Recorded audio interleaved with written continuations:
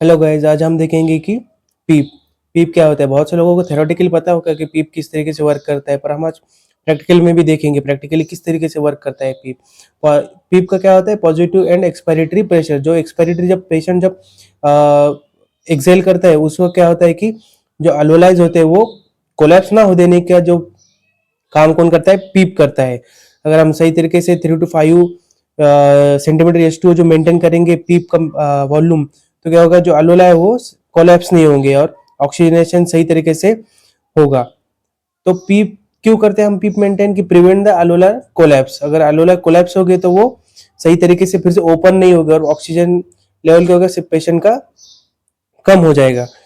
तो अल्वोलर कोलैप्स ना हो देने में सबसे इंपॉर्टेंट रोल और दूसरा कौन प्ले करता है, सर्फेक्टेंट। उसके बाद हम देखेंगे कि इम्प्रूव द ऑक्सीजनेशन। अगर पीप सही तरीके से मेंटेन किया तो ऑक्सीजनेशन भी सही तरीके से इम्प्रूव होगा। अब जो PaO2 जो होता है हम एबीजी में देखते हैं, आर्टेरियल ब्लड गैसेस में हम PaO2 देखते हैं सैचुरेशन। अगर सही तरीके से मेंटेन होना चाहिए तो उसके लिए कौन जिम्मेदार होता है कि पीप, उनको पीप सही तरीके से मेंटेन करना पड़ता है। Increase the functional residual capacity, FRC।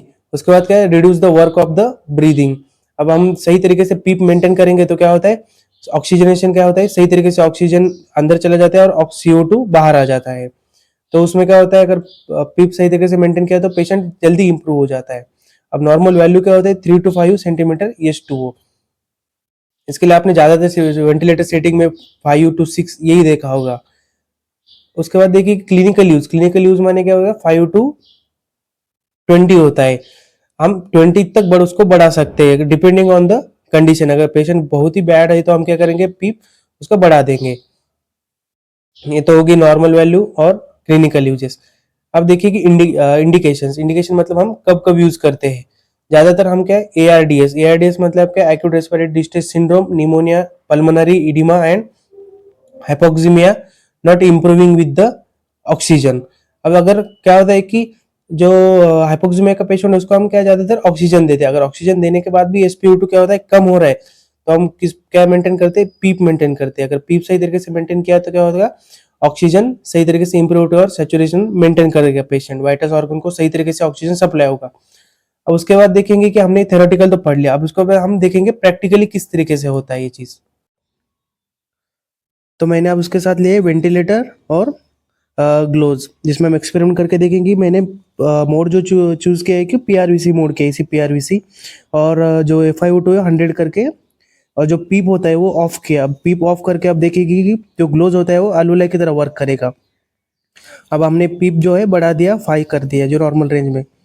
अब देखिए उसका जो फंक्शन होता है वो किस तरीके से होता है, ठीक है।